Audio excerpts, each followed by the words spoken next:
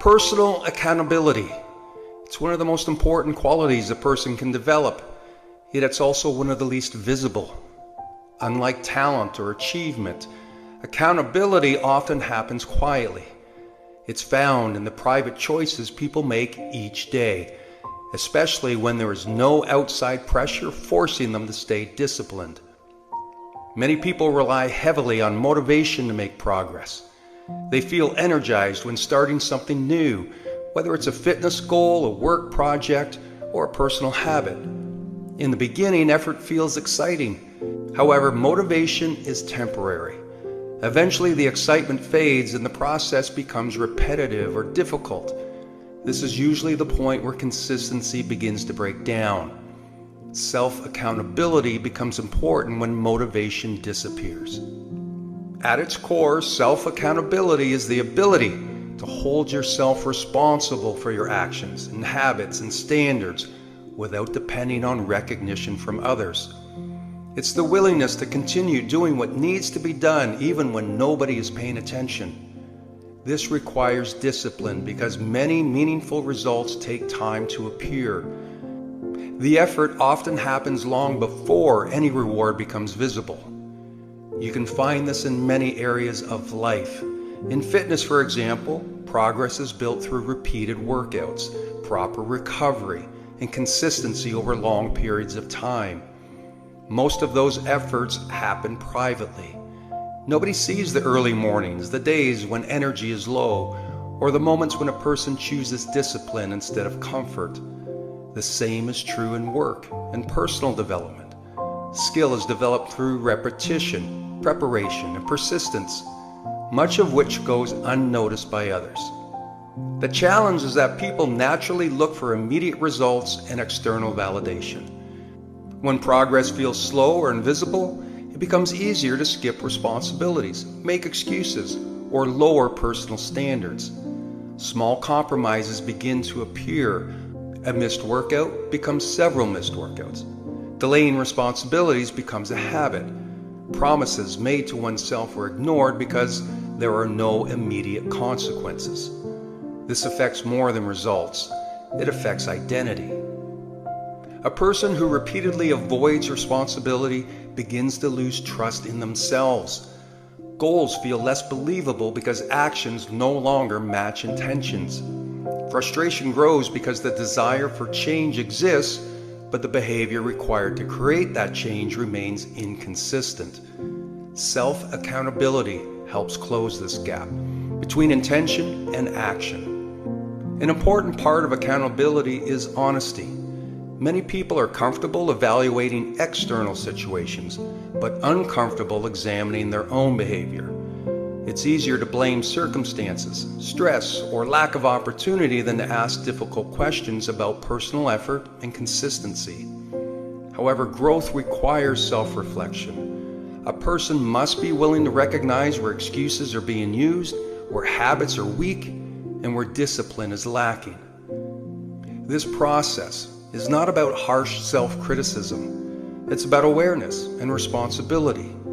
Accountability allows a person to recognize that while not every circumstance can be controlled, personal choices still matter. Consistent choices eventually shape character.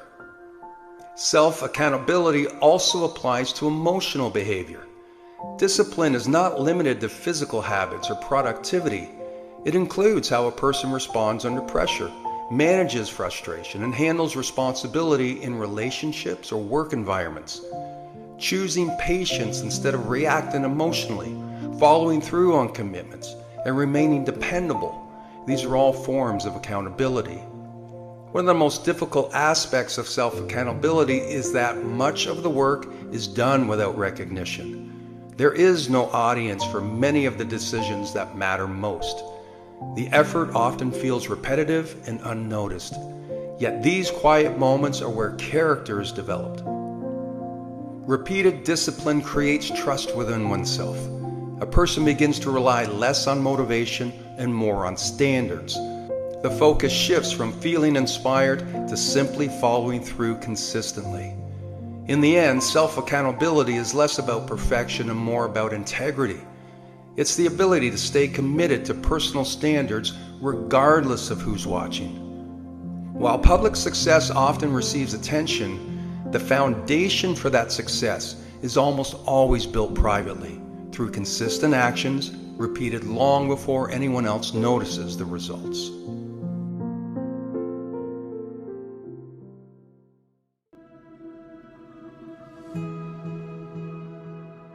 If asked, I believe most people know who they are. Life feels steady, manageable, predictable enough to give a sense of control. When things are going well, it's easy to feel confident, patient, and optimistic. It's easy to believe you're strong when nothing is testing you. But character is rarely measured during comfortable seasons. Adversity changes the environment. Pressure rises. Expectations shift. Outcomes become uncertain, and in those moments, something important happens. What was hidden becomes visible. You see, adversity reveals who someone truly is.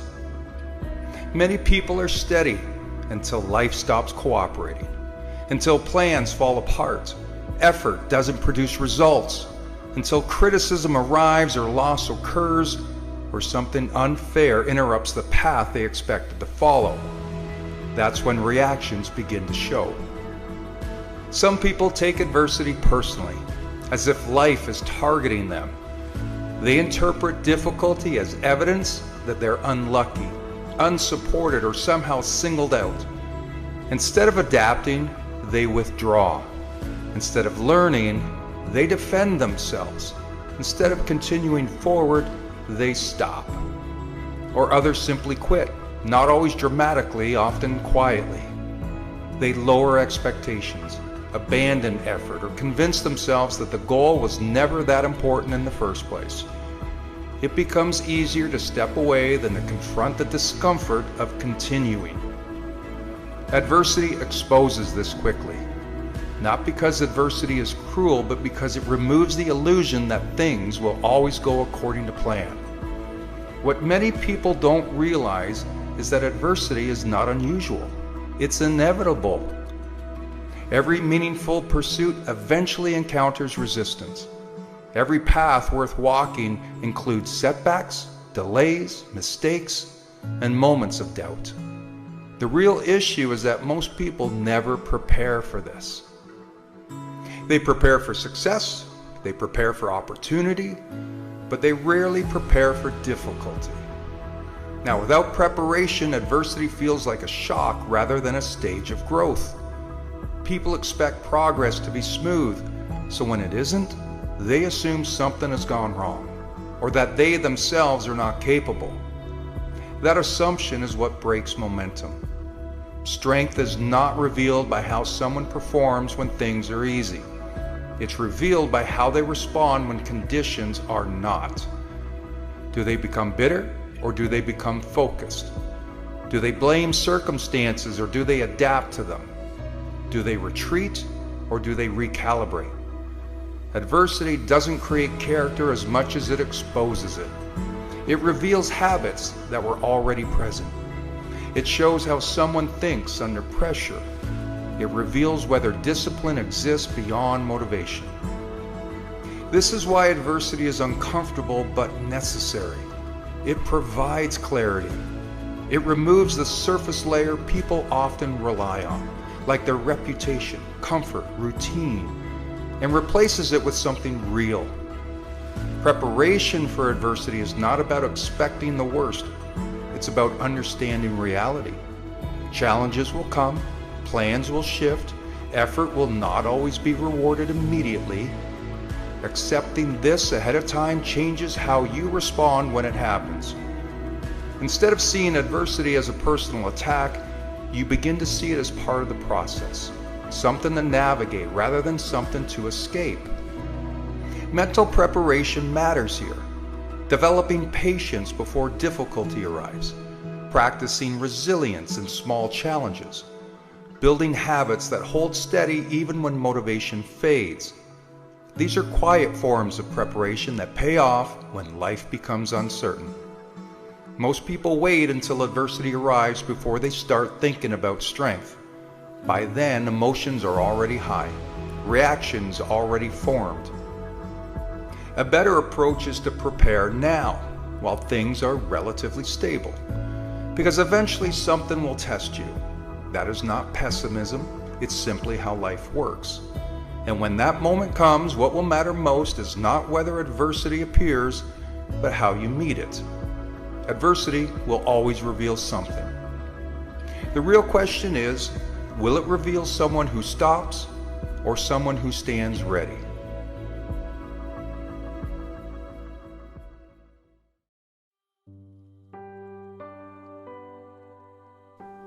Starting over is not something most people plan for. Having to rebuild arrives unexpectedly, often after something has been taken away, like a job, a relationship, sense of direction, or the life you thought you were moving toward. One day you're moving forward, and the next you're standing in the aftermath, unsure of where to begin. The hardest part of rebuilding your life is not the work itself. It's the emotional weight that comes with starting over. Loss has a way of draining motivation. It makes effort feel pointless and hope feel fragile. When life shifts without warning, even simple decisions can feel overwhelming. If this is where you are, it's important to understand something. Rebuilding does not mean you failed. It means something ended.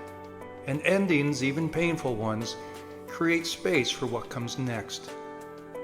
Rebuilding asks you to slow down before it asks you to move forward.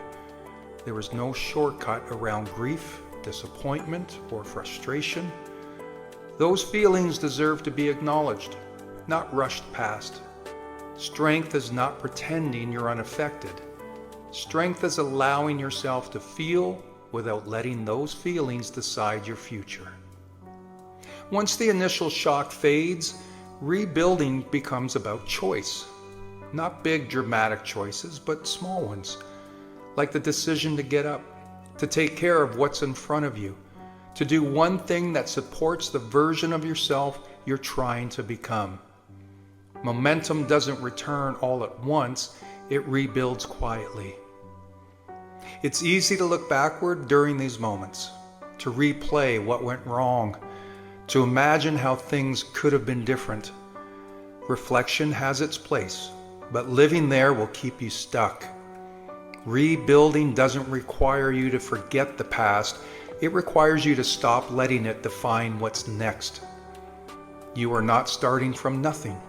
Even when it feels that way, you are starting from experience, from lessons learned, from resilience you didn't know you had until it was tested. Nothing you've been through is wasted. It becomes part of the foundation you build on.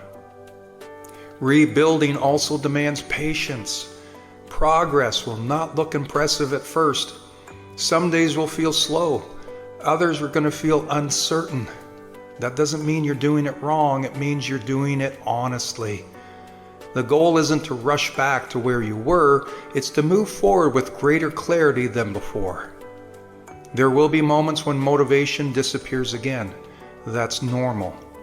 Rebuilding is not fueled by constant inspiration. It's sustained by commitment to small, repeatable actions. Each step, no matter how modest, reinforces your ability to continue. And as you rebuild, you may also discover that what you're creating is now different from what you lost. You are allowed to evolve. You're allowed to want something new. Rebuilding isn't about recreating the past. It's about designing a future that fits who you are now. What matters most is not how quickly you rebuild, but that you do it with intention, with honesty, and with self-respect. The choices ahead don't need to be perfect, they need to be yours.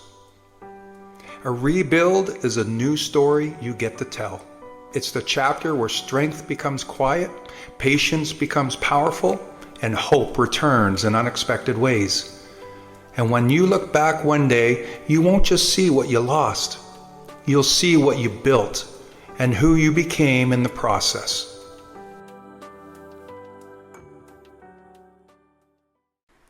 If there's a truth many people avoid because it's uncomfortable and sometimes even painful to admit, it's this. The rewards we want in life rarely come simply because we desire them. They come because we develop into the kind of person who can hold them, sustain them, and grow with them. Rewards go to the valuable, not in the sense of worthiness as a human being, but in the sense of capability, discipline, mindset, and character. It's natural to look outward when life feels unfair or stagnant. Most people do. They blame circumstances, timing, upbringing, environment, or other people's opinions. They point to obstacles and assume that those obstacles are the reason they haven't moved forward.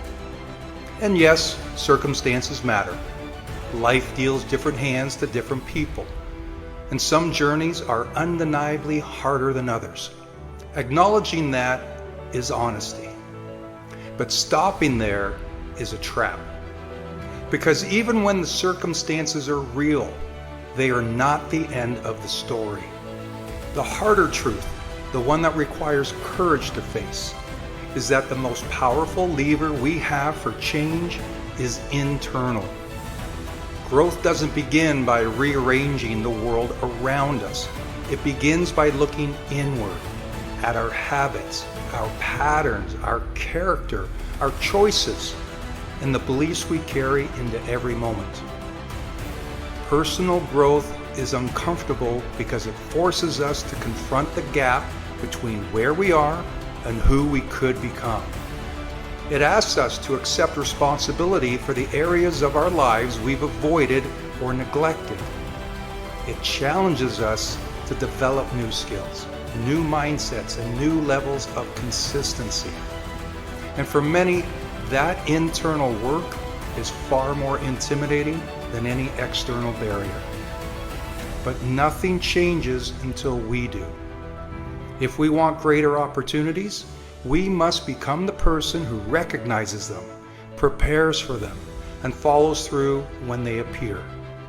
If we want stronger relationships, we must cultivate the emotional maturity, communication, and patience that strong relationships require.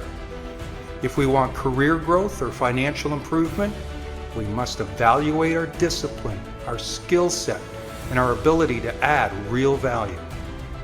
Rewards don't flow to the person who simply wishes for them. They flow to the person who grows into them. This doesn't mean pushing yourself with harshness or perfectionism. It doesn't mean blaming yourself for things beyond your control. It simply means acknowledging that growth is an inside-out process. The more we evolve, the more capable we become. And as capability grows, so does opportunity.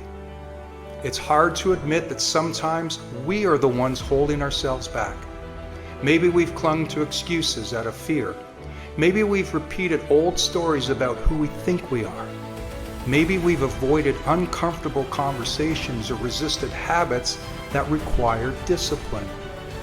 Maybe we've waited for motivation instead of choosing action. Whatever the reason, self-awareness is not condemnation, it's liberation. Seeing the truth gives us the chance to change it. When we shift from blaming circumstances to taking ownership of our growth, something powerful happens. The world doesn't suddenly become easier, but we become stronger.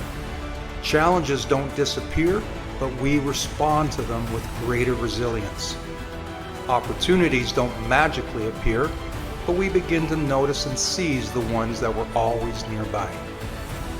Life rewards those who consistently develop themselves, not because they're more deserving, but because they're more prepared. They've built the mindset, discipline, and internal strength to handle what they're reaching for. And the reassuring part is this: becoming more is always within reach. Growth is not reserved for a select few. It's available to anyone willing to look inward, take responsibility, and commit to the slow, steady work of becoming the person their goals require. If your life feels stagnant or unfair, start with the one place you have full access to, yourself, not as punishment, but as empowerment. Because the moment you shift from blaming to building, from waiting to growing, you step back into your own power. And that's where the real rewards begin.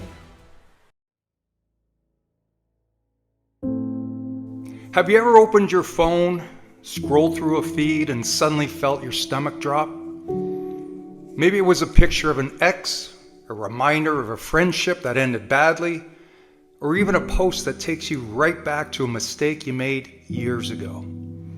That right there is called digital haunting. It's when the ghosts of your past live inside your phone, showing up in moments you least expected, and pulling you back into pain you thought you'd left behind. See, your brain doesn't know the difference between what's happening now and what you're remembering. When you see that photo, that name, and that comment, it's like reliving the pain all over again. And the more you feed that loop, the more you give your past power over your present. No wonder so many people feel stuck, drained, or unable to move forward. You're not broken for feeling this. It's normal. We live in a time where every memory, every relationship, every mistake is stored online like a permanent tattoo. This is all new for humanity. Our parents didn't deal with this. Their past could stay in the past. Our existence lives in algorithms, notifications, and memories that pop up without permission. The good news is you don't have to live haunted. There's power to curate your environment, both online and offline. You don't have to keep old connections just because you feel guilty.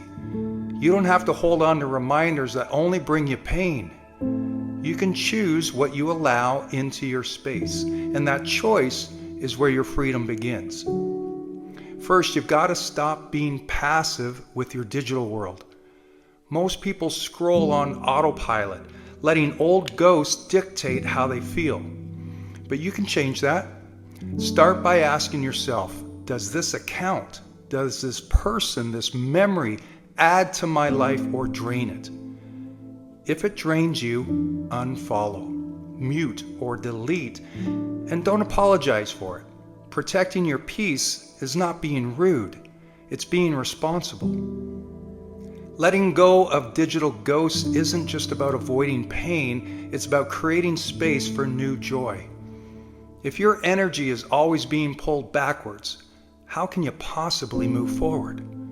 The moment you reclaim your feed, your time, your focus, you reclaim your future. Now, I know it's not always easy. Some part of you might feel afraid, afraid of what it means to finally let go, afraid of missing something, afraid of moving on. But fear is just a sign that change is happening. And change is where growth lives. You don't need to erase your past. You just need to stop letting it control you. You're replacing the haunting with healing.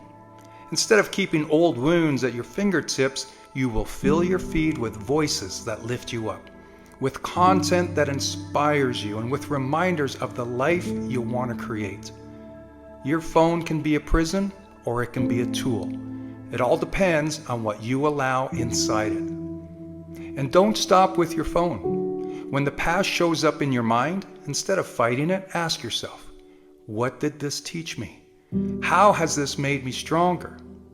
That's how you take the sting out of memory and turn it into fuel. Because at the end of the day, digital haunting is just a reflection of something bigger. Are you living in the past, or are you ready to step into your future?